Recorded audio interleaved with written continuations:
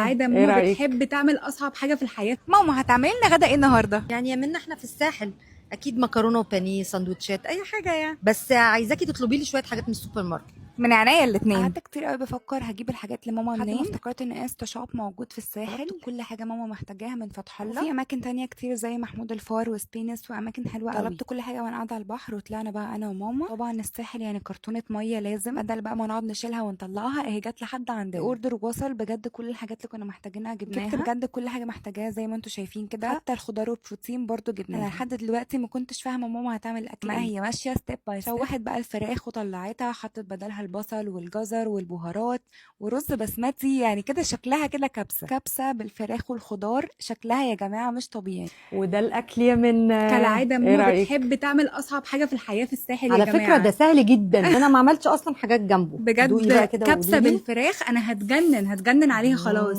بسم الله. ايه رايك؟ واو. بجد م-م. ما تجاملينيش. تعرفي مش بجاملك. بجد طعمها تحفه حلوه قوي، كل الانجريدينتس جات لنا في ثانيه، بجد تحفه. بالهنا تسلم ايدك. والشفا.